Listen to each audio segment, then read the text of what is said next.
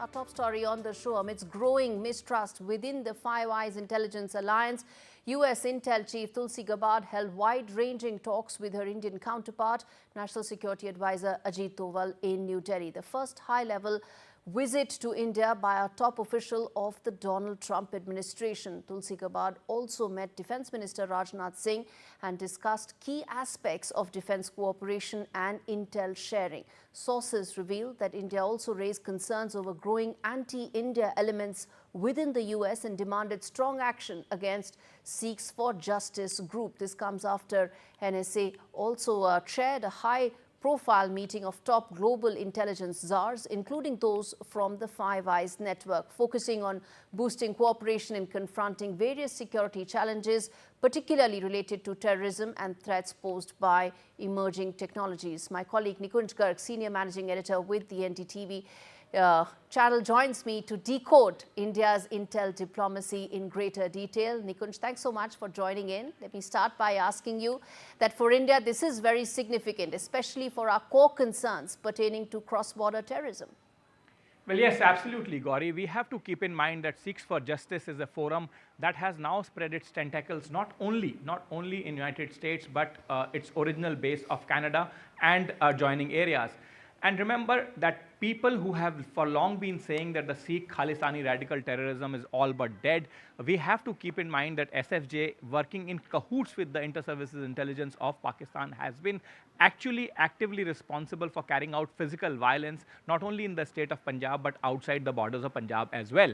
Now, in the meeting today, apart from the fact that India raised the demand of a quid pro quo, remember, SFJ is a banned organization under UAPA by the Ministry of Home Affairs, but on a quid pro quo basis, India said that SFJ must be banned, but that's not the highlight of the meeting. The highlight of the meeting is that India very unequivocally raised the issue of threat being faced by India's diplomatic personnel, including our ambassador there and our diplomatic complexes. Remember, in the last meeting when Prime Minister Narendra Modi traveled to United States, we have decided to raise the strength of our consulates in the United States, taking the total number up to 8. That increases the number of places, diplomatic complexes that India has, which will obviously be on the radar of SFJ. And also the issue of constant threat, which India said that, is actually halting, somehow stalling the diplomatic activities that these diplomatic personnel are supposed to take under the Geneva Convention. So apart from the ban, the issue of physical harm and physical threat that the SFJ has been issuing to our diplomatic personnel was very forcefully raised. India mints no words in saying that SFJ is just an offshoot of Inter-Services Intelligence Directorate of Pakistan, operating out of Canadian and the American soil, and it must be seen as so. And unless we are able to distinguish state-sponsored terror from some kind of genuine protest movement, the real action against the state-sponsored terror or terror activities cannot be taken. So India, A, raised the issue of ban, B, most forcefully raised the issue of physical threat on our diplomats operating out of American and the Canadian soil, and issue of our diplomatic complexes security. And additionally, what we have been wanting to make clear, we have done it very forcefully, and that is that SFJ must be seen as an offshoot of Pakistan's ISI, completely funded, promoted, backed, propagated by Pakistan's ISI. All right, Nikunj, thanks so much for decoding that in that great detail and putting things in perspective. Viewers, that really is the focus of India Global, which is the intel diplomacy that we are undertaking with the US, with several other countries as well. Remember, 3 out of the 5 Five Eyes countries did attend the conference with India's National Security Advisor. And the questions we ask is that will India and US now begin intel sharing in greater detail as distrust grows within the Five Eyes network? Remember, Canada and US have also been facing tensions, and that is impacting the Five Eyes network. The second question: will Trump address concerns over growing anti-India elements? You just heard Nikunj talking about it in great detail, about the Sikhs for Justice group, the fact that the Indian representatives are being attacked, the fact that this needs to be seen as an offshoot of Pakistan's ISI. Will all of that be now addressed? And could Five Eyes also grow to include the global south? That really is the other aspect. Let's get in Glenn Carl, who's a former Deputy National Intelligence Officer for transnational threats, joining us on the broadcast. Glenn, now what happened today, yesterday and today is extremely significant for India. The fact that we want to spruce up our intel mechanism and apparatus, the fact that we want to work more closely with the US on several of these concerns. How do you see this now progressing, particularly towards two of India's core concerns, which is cross-border terrorism and ensuring that those who are anti-India elements are not sheltered anymore on foreign soil? I think the subject of the Khalistani operatives in the ISI is a relatively easy, likely win, we could call it, for India in its intelligence relationship with the United States. Because Donald Trump fundamentally, of course, will never say this explicitly, but is hostile to Islamic movements and states. And no one has ever trusted, no one trusts any intelligence service and shouldn't. But in particular, the ISI has played a double game, as India has always argued and pointed out. So on this one, the U.S. doesn't care, really, or certainly the Trump administration, about Khalistani issues particularly, and it would be a good way or simple way for the Trump administration to have closer relationships, and there will be some sort of a quid pro quo by coming closer to India's positions on what to do about Khalistan. I think this is a likely direction. Right. And where do you see this now, this intel diplomacy, if I may call it, of New Delhi, going forward from here? You know, do you see India being part of the Five Eyes network, or do you see this more being addressed at a bilateral level? How do you see this now being progressing from here on?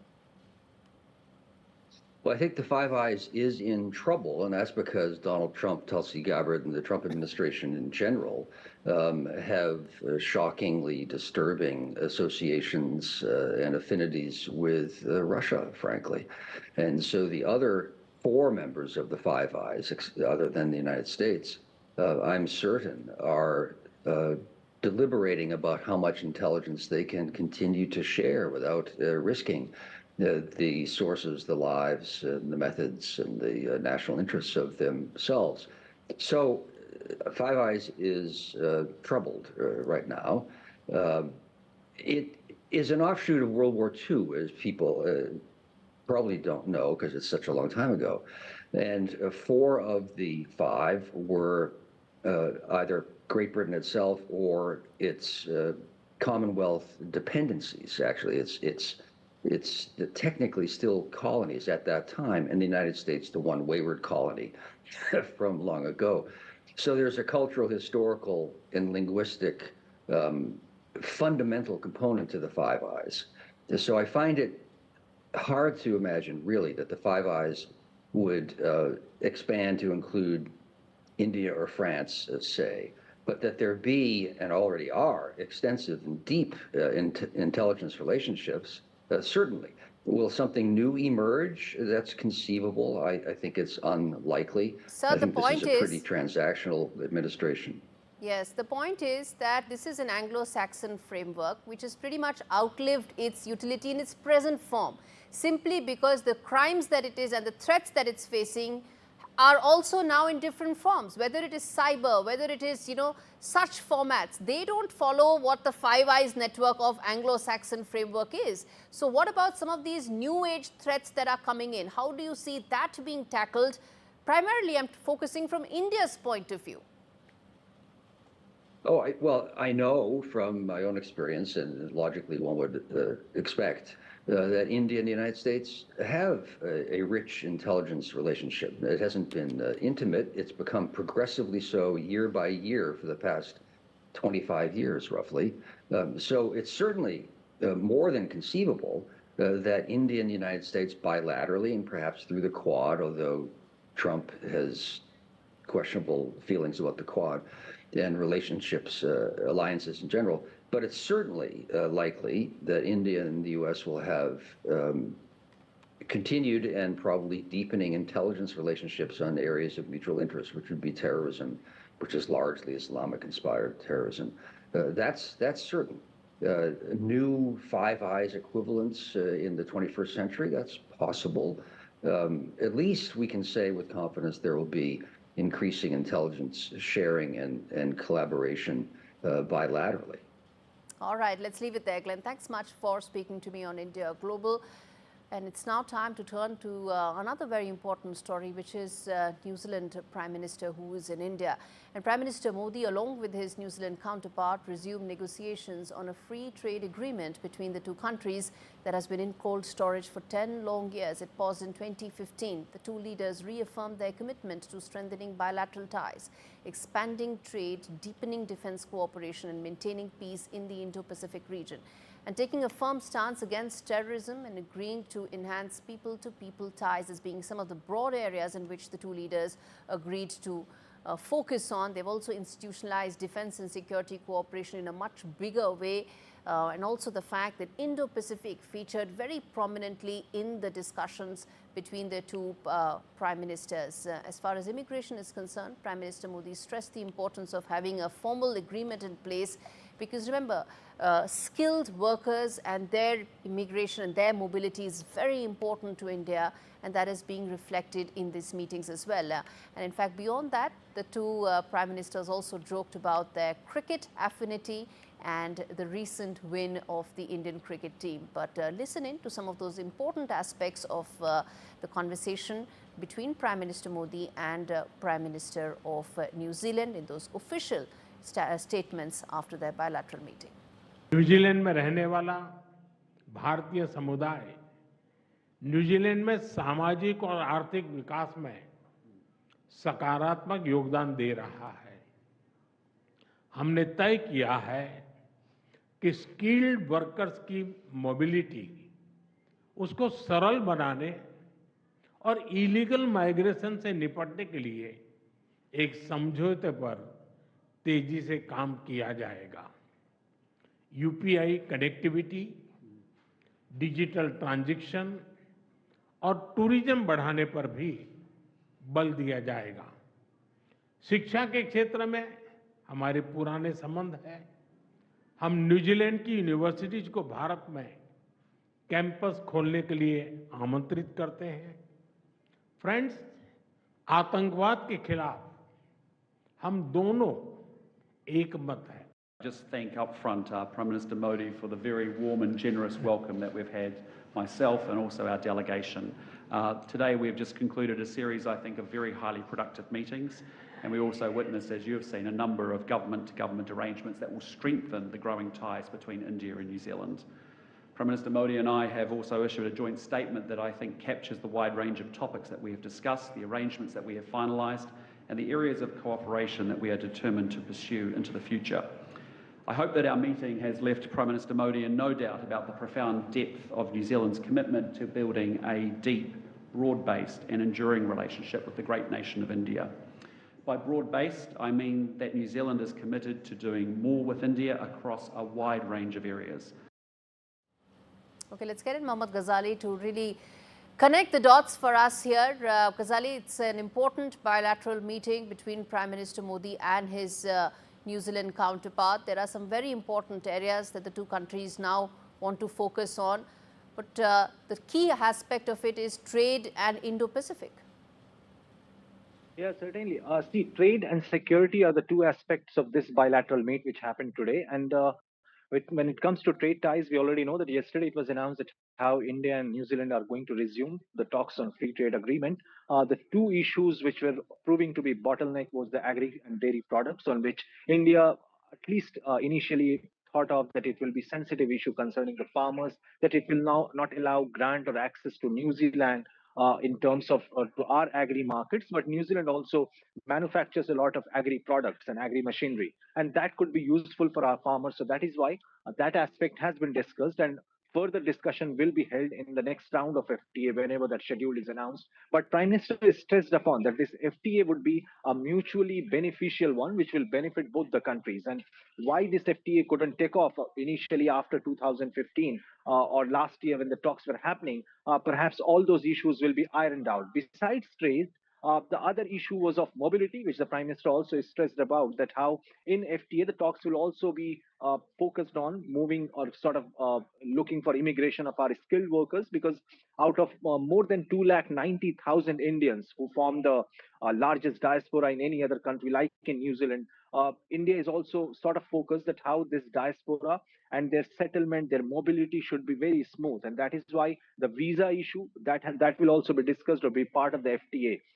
And besides that, a very important issue which was discussed was about the anti-India elements also thriving in that part of the world. Besides the security in the Pacific Ocean, because we know that how China is growing its influence by having contacts in the Cook Island, another country which is a bunch of islands already having ties with New Zealand, but New Zealand is concerned about China's rising influence in the Pacific Ocean. And we saw how India has Yes. been, this entire bilateral talk is more concerned about that India being a larger country is not a bully. That is why in all the common statements issued by the Indian Prime Minister, if you see which happened in Mauritius or which happened with UK or any other country, India has often spoken about that we believe in the freedom of navigation in the waterways, Yes. but also we are not expansionist forces. So that has been the fulcrum of this entire talks. And besides that, these anti-India elements thriving in New Zealand was also brought to the notice of the New Zealand Prime Exactly. Minister, and he has sort of assured Indian government that action will be taken against any such element who, under the garb of freedom of expression,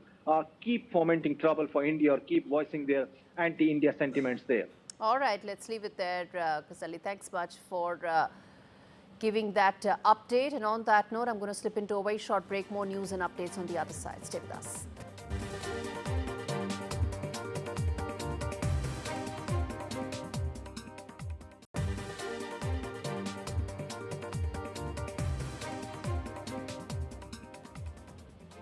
Welcome back. You're watching India Global. We turn attention now to Bangladesh and its chief advisor Mohammad Yunus, who's set to visit China later this month to meet President Xi Jinping and strengthen bilateral relations. Yunus will arrive on the 26th of March. Talks are scheduled for the 28th of March. And key areas of interest will be discussed between Bangladesh and China. The visit comes as Dhaka looks to deepen ties with Beijing, aiming to position itself as a manufacturing hub. Yunus will address the Bao Forum for Asia conference on the 27th of March. Remember, till now, Bangladesh interim chief Mohammad Yunus has not met Prime Minister Modi and has had multiple rounds of engagement either with Pakistan or with China. Staying with China, well, after Prime Minister Modi's comments to the podcaster Lex Friedman regarding relationship with China, the Chinese Foreign Ministry has welcomed those remarks, and in fact there's a statement that has come in from their side as well, that the dialogue should be the focus and not discord when it comes to guiding the bilateral relationship between India and China. That's the official word coming in from the Foreign Ministry. In fact, the official statement says that China noted Prime Minister Modi's recent positive statements on China-India relations and appreciated. She described the relationship between the two countries as a cooperative dance between the elephant and the dragon, asserting that mutual success is the only choice for both sides. Remember, this comes a day after Prime Minister Modi's comments, which said that while India and China have resumed to the 2020 pre-Galwan clash situation, the fact that trust and goodwill is something that needs to be worked upon more between India and China going forward. Ukraine has confirmed troop withdrawal from Sudza region in Russia's Kursk area without confirming the withdrawal. With a statement, the General Staff posted the latest battlefield maps on social media that you're seeing on your screens.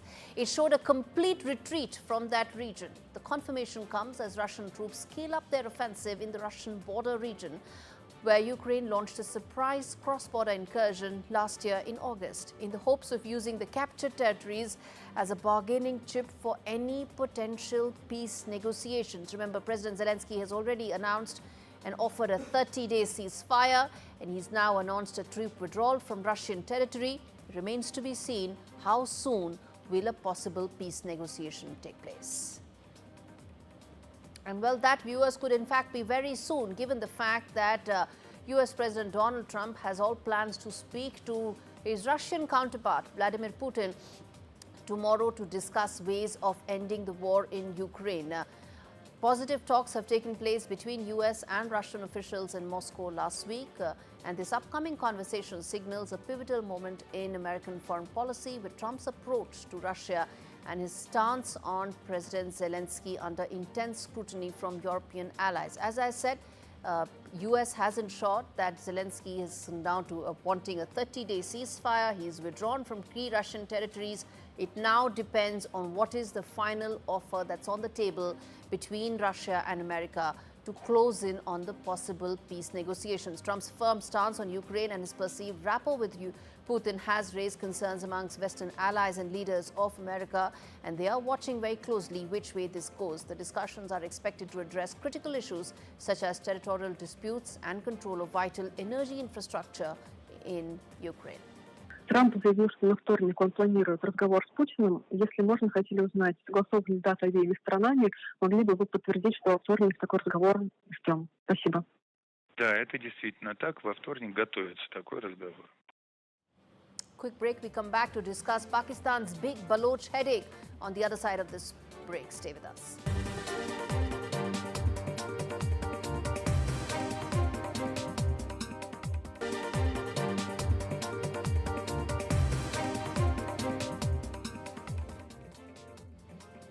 Welcome back. This is India Global. We turn our attention now to Pakistan, where the hijacking of the Jafar Express has set in motion forces what the Pakistani establishment will possibly not be able to quell. The Baloch people have now rallied behind what looks like a movement which makes it now an unstoppable force. The latest attack on the bus indicates the issue is now set to possibly become much bigger going forward, with Pakistani security establishment unable to find any possible answers. Pakistan Prime Minister Shahbaz Sharif's rare acknowledgement about the lack of development in Balochistan becoming a major obstacle in eliminating terrorism is indicative of the neglect of one of the richest regions in that area. Its arid and bone-dry terrain is ideal for guerrilla warfare. And it's not a small part of Pakistan, viewers. It's nearly 40%. So how serious is this security conundrum that Pakistan is facing is exactly now what I want to decode. How much of it is a result of the alienation of Balochis due to the Punjabicization of Pakistan that has taken place in the last 7 decades? Another area that India Global is going to focus on. And what really is the role of Chinese investments in milking this region that's actually very rich in natural resources, valued at $1 trillion, is another area that I'm going to focus on. And in fact, those questions, viewers, you can see on your screens. Essentially, the point that we are discussing is the struggle in Balochistan as much about territorial integrity as it is about a contest for control over resources that could possibly reshape this entire geopolitical landscape? Let's get in Pramit Pal Chaudhary joining me to talk more on this. Good to have you on the show, Pramit. Talk to us about the situation that is unfolding in Pakistan right now, the fact that there have been multiple attacks, the fact that Balochis have now formed a cohesive resistance. They in fact have a lot of veterans as well. There's military precision with which these attacks are coming in. How do you see this security conundrum for Pakistan going forward? Thank you. My company, Eurasia Group, we've been looking at some of these developments in Pakistan. And I think what's crucial is that while the Balochis, this is probably, I think, is normally termed the fourth Baloch rebellion against Pakistan. What makes this different from previous ones, I think, there are at least 4 key elements. In the previous ones, were often tribal, or if you wish, in nature. The Balochis were internally divided by various tribal groups, the Buktis, the Maris, and so on. And so a lot of the previous insurgencies, you saw a tribal element, but you did not see all the Balochis necessarily support, as a result, did not support the rebellion together. We are now seeing a sort of non- or detribalized Baloch population, urban in nature, who are ideologically committed to Balochistan independence, or at least Balochistan autonomy, and it's no longer necessarily confined to a tribe. Second, I would argue, and this is, I think, pretty important, is that Pakistan is now much weaker. The military and Pakistan's economy is now much weaker than it was before. Today, Pakistan's GDP is smaller than that of the city of Mumbai. It has struggles in many ways to pay even its basic bills, including some of its maintaining military requirements. In addition, it is geopolitically isolated. Other than China, it has no friends in the international system. But China, as you've already mentioned, is very angry about what is happening in Balochistan, but is not prepared to provide any military support or finances to Pakistan. Quite the opposite. They're withdrawing or reducing their investment profile. How much? Because the Balochis are targeting them. How much of Sorry, this has been exacerbated by growing Chinese presence? Because there's a lot of resentment amongst the local Balochis. I think it's proved to be a lightning rod for bringing the Baloch together. The sense, as you mentioned, Baloch is a mineral resource-rich state. It is the primary source of natural gas for Pakistan. And the Balochis have always resented or believed that they have not been getting their fair share of the revenue from these resources. So when China, which as you know has been hunting for resources around the planet, comes in, it automatically provides a focus for the Balochis to attack. And as you've mentioned, they've attacked Chinese engineers, Chinese investors. We've seen the Chinese ambassador, unusually for the Chinese, publicly denounce Pakistan on media, saying, you need to give us better protection. It's very difficult for us to work. And the investments are falling. If you look at natural gas production in Pakistan, it has been falling rapidly. Pakistan was self-sufficient in LNG and gas just a few decades ago. Today, it is a major importer of natural gas because it cannot dig out any more out of Balochistan. But the final element, and I think this is particularly important and dangerous for Pakistan, is there is now very clear evidence that while Pakistan may claim India is responsible, internally Pakistanis are very clear.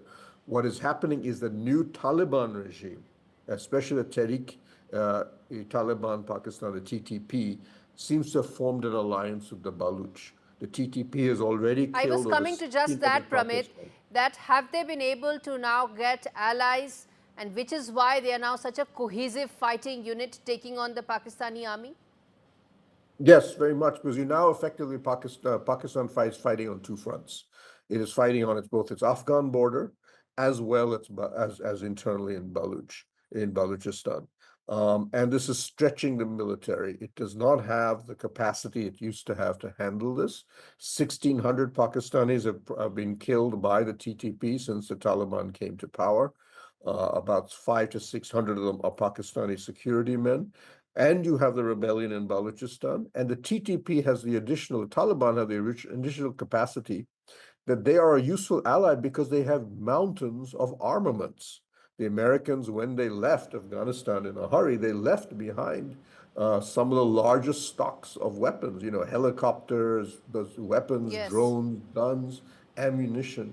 The Taliban can support the Baloch forever. And this is going to be an enormous problem for Pakistan. And unfortunately, I don't get the sense the Pakistanis recognize that unlike the three previous Baloch rebellions, just simple repression of the Baloch is not going to work this time around. Yes. Correct.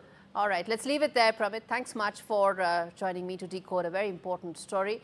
Shifting now focus to something that is impacting almost all Indians in the US. Amidst Trump's immigration crackdown, there are now green card holders, Indians, who are increasingly facing secondary inspections, overnight detentions by the US Customs and Border Protection, that is the CBP officers at American airports. There are reports that indicate that US Immigration and Nationality attack people.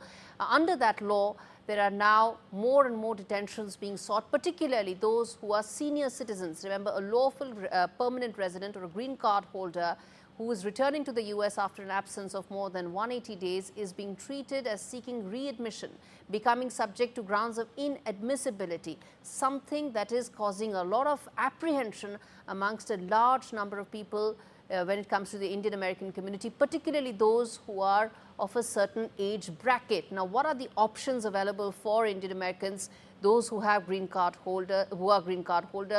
What are their legal avenues? Let's get in Rohit Sharma, who's an immigration expert, to decode that for us. Rohit, these are not isolated instances. Reports indicate there are more and more people, particularly who are senior citizens, who've chosen to spend the winter in India rather than the harsh winter in the US. When they are going back, they are being subjected to a lot of questioning and possibly being coerced to return their green cards. What is happening? What are you advising people who are coming to you with such cases?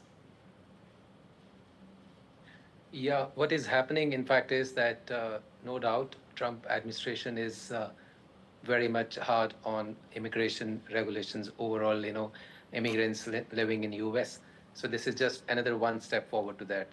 But as regard, this entire scenario of targeting the senior citizens are concerned, because they are the ones, who usually are out from US for a period of almost more than 6 months at a time, because they go to their respective countries, like I'm talking about India here. So they go for their winter vacations and they stay a lot outside of US. So what they have given authority to the border security forces these days is that they can investigate, they can interrogate, and they can ask them if they are outside of India for more than 6 months to sign a form that actually can be a voluntarily surrendering green card. Like if you sign that form, then you actually are losing your green card there and then. So as regard this entire scenario is concerned, my advice to the senior citizens is, Be first thing forced is, to surrender their green card at that very moment. I'm sure there are legal yes. provisions. Yes, yes. So that is what I'm saying. So they are actually forcing them to surrender legal provision if they sign that form.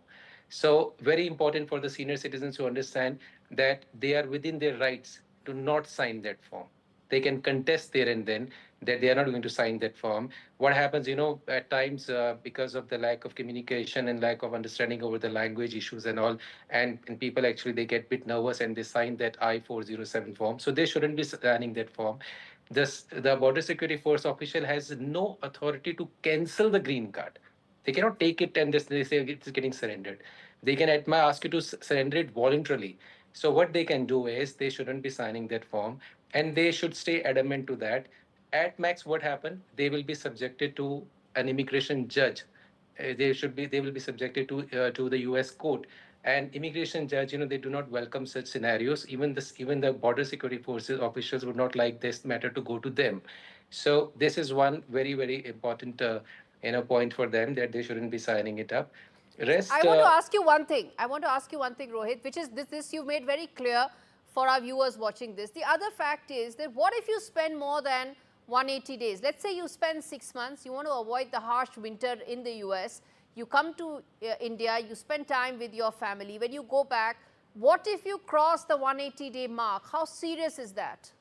I'll tell you, crossing 6 months from US actually gives the US authority a right to ask you for readmission to US, right? Readmission. Crossing more than 1 year actually makes you abandoned from US. So as per the US laws, even the authorities are within their right to question you on that. So more than 6 months, they can ask you for the readmission for the green card, and more than 1 year, it will lead to be abandoned from the US. So that is what they have to be careful about. But yes, as a traveler, if you have crossed more than 6 months, 180 days out of US, you still can contest at the airport by showing your strong ties in US, maybe in the form the tax returns that you have filed, maybe you have assets there, maybe you have children who are actually doing very well in the US economy, and also all these factors will come into picture. But see, very general advice is try to avoid more than 6 months. You can even land after 5 months and 15 days and still can contest for it, rather than getting into a situation of more than 6 months, because then they are within their right to question you. They are within their right to ask you as a readmission. But yes, all I'm saying is they can only question you, investigate you, interrogate you, but they cannot revoke your green card status. That's a very important aspect that you pointed out, Rohit, and that's important for all our viewers watching this, that they can question, they can't revoke. So do not surrender your green card, even if you are subjected to a lot of questioning. But bottom line, try and be back at 5 months and 15 days. That 180-day threshold is not something that's that's sacrosanct, but it's an important threshold that should not be crossed. Thank you so much, Rohit Sharma, for breaking that down for our viewers watching this, because this is a story that impacts everyone who's watching this. On that note, it's time to take a quick break. We come back with more on the other side.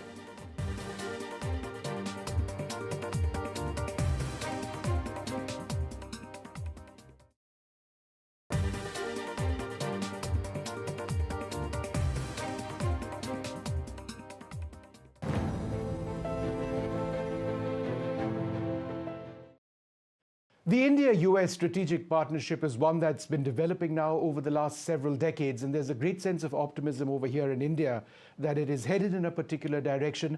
To tell us a little bit about that, and there are so many important global events taking place, Tulsi Gabbard with us, the Director of National Intelligence. It's wonderful to have you here in India, and thank you so much for speaking to us. In terms of the strategic relationship and the intelligence arrangements between India and the United States, to what extent is it premised on perhaps an expansionist or an expanding China and the Asia-Pacific region?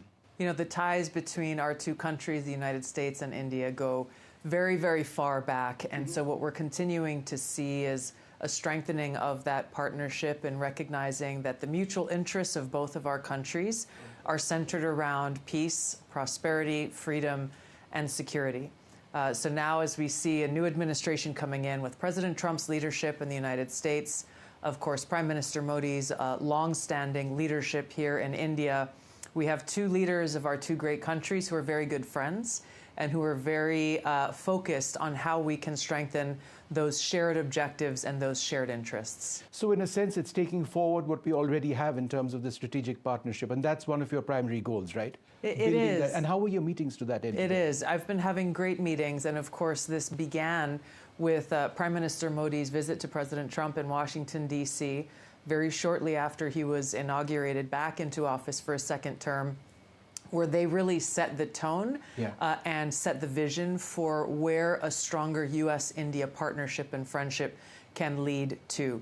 And so my visit here is really predicated on the work that has already been done, and I've been having great conversations with my counterparts here in the Indian government. I just met with the Minister of Defense a few minutes ago, and looking forward to visiting with Prime Minister Modi here later today. And you met the Prime Minister in Washington as well some time back. How did that go? I mean, it was, you saw the pictures. It was great. I had the opportunity to meet him several years ago.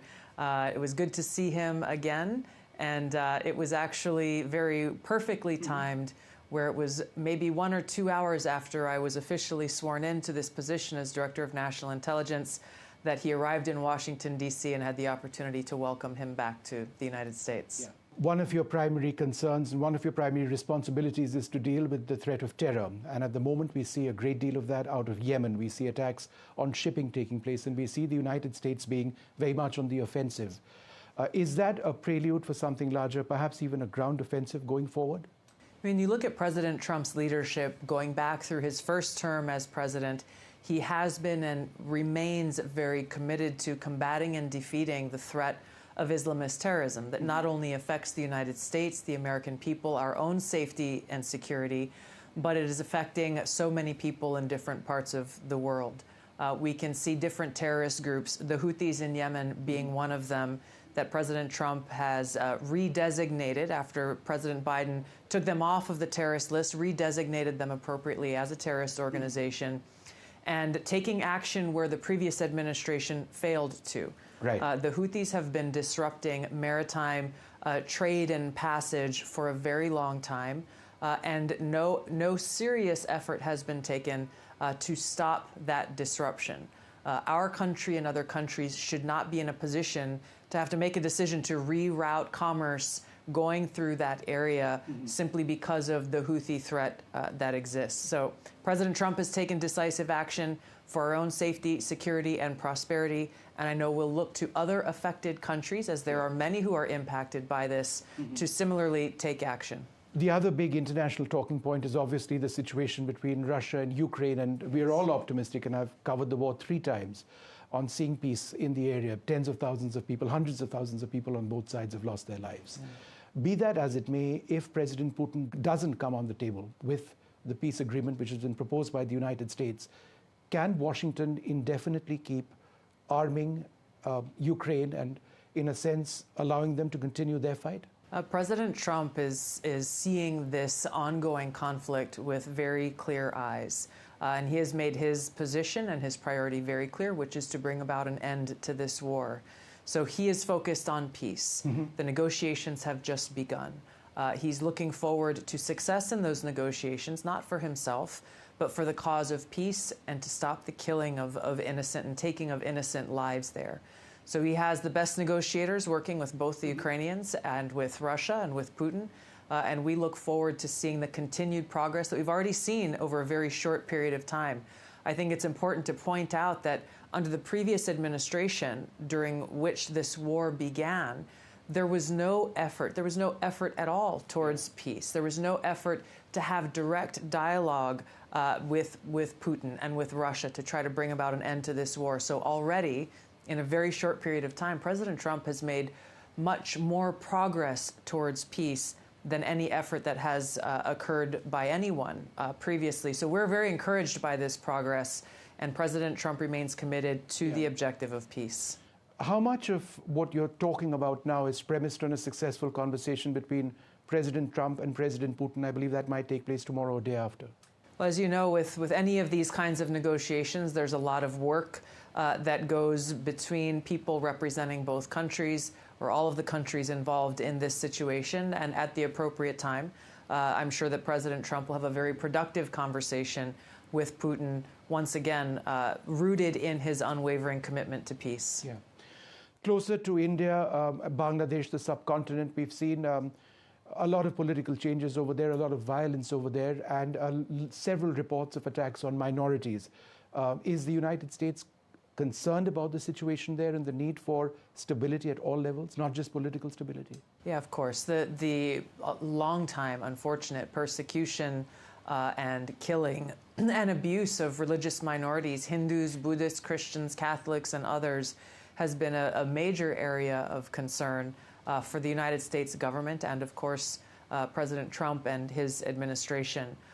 The talks are just beginning between President Trump's new cabinet coming in and the government of Bangladesh, but this continues to remain a central focus area of concern, once again, with the threat of Islamist terrorists and their overall effort, the global effort of all of these different groups that are really rooted in their same ideology, their same objective, which is to rule and govern with an Islamist caliphate. This obviously affects people of any other religion other than one that they find acceptable, and they choose to carry this out through very violent and terroristic means. President Trump remains committed once again to identifying this ideology that drives Islamist terrorism, helping to defeat that ideology and defeat their ability to exact that terror on people, the American people and others. Right. Well, one final question to you. I know you've got a very busy schedule. You are a practicing and a devout Hindu. Yes. And you've just missed Holi in India. Unfortunately. What does Holi mean to you? You know, it is a wonderful and colorful celebration of life and really the connection that we all share as people. And this is something from my home in Hawaii, where we greet each other with aloha. Here in India, we greet each other with namaste, but really the deeper spiritual meaning of both of these words is the same in recognizing the eternal and divine spirit that exists within every one of us and that spiritual connection that we have. So for me, at a personal level, this is very, very meaningful, but it's also very practical once again, as our two countries and others in the world should remain focused on our pursuit of peace. It's wonderful speaking to you. Thank you very much nice for speaking to you. you. Well, there you have it, Tulsi Gabbard, the Director of National Intelligence over here in India. That's broader strategic relationship between India and the US, so very important. But the world is in a difficult situation now, whether it's Yemen, whether it is the situation in West Asia, and certainly Russia, Ukraine, and closer to home in Bangladesh as well. So her thoughts perhaps reflect where the US administration is looking at all of this, and perhaps there is peace in the horizon.